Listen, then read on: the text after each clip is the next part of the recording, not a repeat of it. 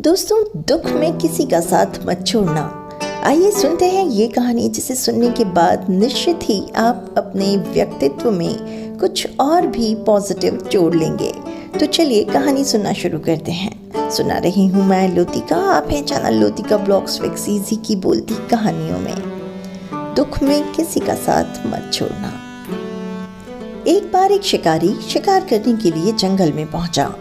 उसने अपने तीर पर बहुत ही खतरनाक जहर लगाया और शिकार को निशाना बनाकर उस तीर को छोड़ दिया।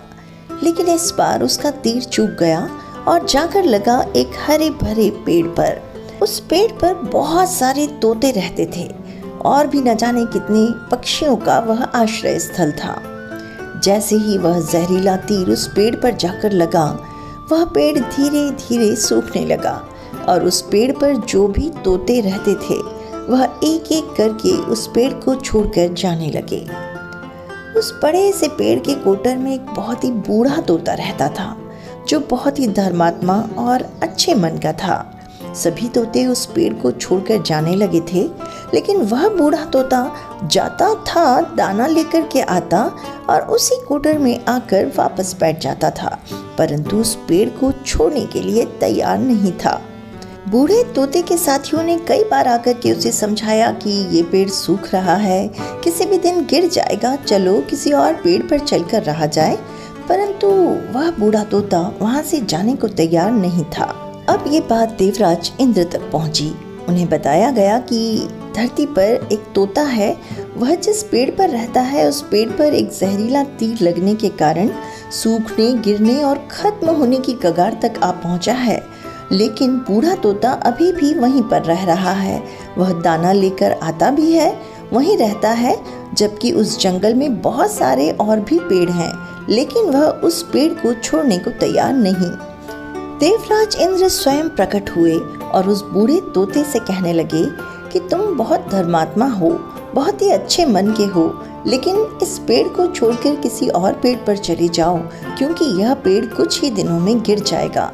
तालाब के पास बहुत से बड़े बड़े हरे भरे पेड़ हैं, बड़े बड़े कोटर हैं, उन पेड़ों पर फल भी लगे हुए हैं, उन्हें वहीं पर तोड़कर खा सकते हो, परंतु यहाँ से चले जाओ।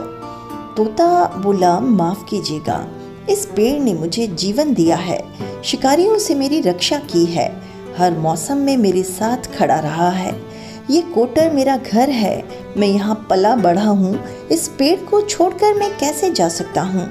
इस पर संकट आया है तो क्या मैं ऐसे छोड़कर चला जाऊं? मैं ऐसा नहीं कर सकता।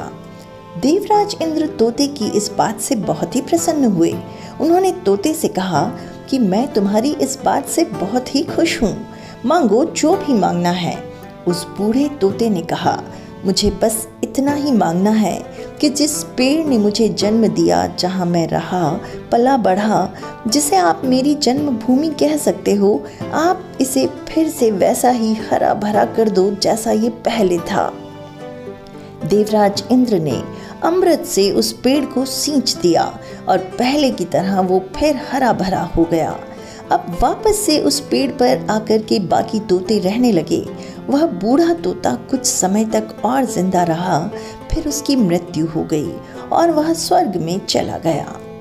तो दोस्तों, इस कहानी से हमें ये शिक्षा मिलती है कि जब भी किसी इंसान पर बुरा दौर आता है तो इमोशनली वह टूटा हुआ होता है, उसे किसी के सहारे की ज़रूरत होती है, किसी की आवश्यकता होती है।